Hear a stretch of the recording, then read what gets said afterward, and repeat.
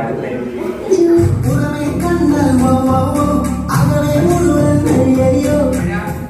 പുഴ തുഴ തുഴ മഴ.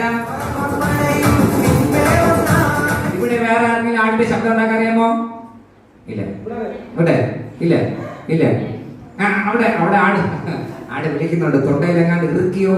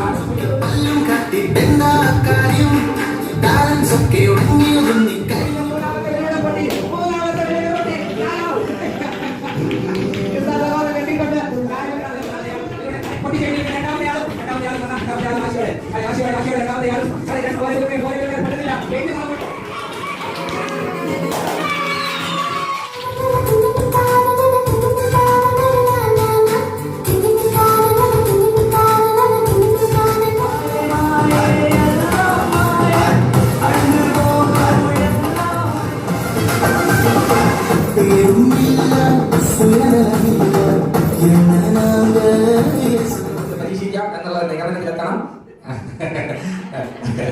അനുഗ്രഹിച്ചിരിക്കുകയാണ് പാസ്പോർട്ട്. അപ്പൊ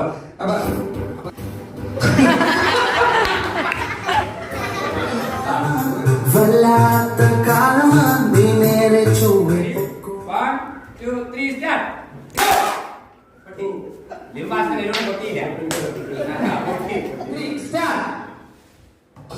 പിന്നെ അങ്ങോട്ട് തന്നെയാണ്. അങ്ങോട്ട് ഇവിടെ നല്ല കാറ്റ് വരുന്നുണ്ട്. അവിടെ നിന്ന് കാറ്റ് അതുപോലെ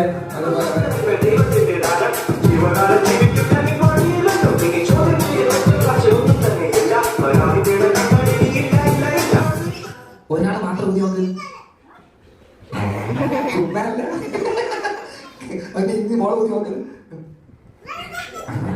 നമ്മുടെ ഉള്ളിലില്ലെങ്കിൽ, അല്ലെങ്കിൽ ദൈവ സാന്നിധ്യം നമ്മുടെ ഉള്ളിലില്ലെങ്കിൽ, ദൈവത്തെ കുറിച്ചുള്ള ശരിയായ അറിവോ ദൈവകൃപയോ നമ്മുടെ ഉള്ളിൽ വേണ്ടതുപോലെ നിറഞ്ഞിട്ടില്ലെങ്കിൽ ചെറിയ പ്രതികൂലം മതി. നമ്മൾ പാടില്ല. ഇൻബോക്സിൽ പിടിക്കാതെയാണ് അത് തള്ളിയിടുന്നേ ഉള്ളൂ. Okay, ready 1 2 3 start. അത് നന്നായിട്ട് ഊന്നിയപ്പോ തന്നെ അതിന്റെ ഒരു അവസ്ഥ എന്താണെന്ന്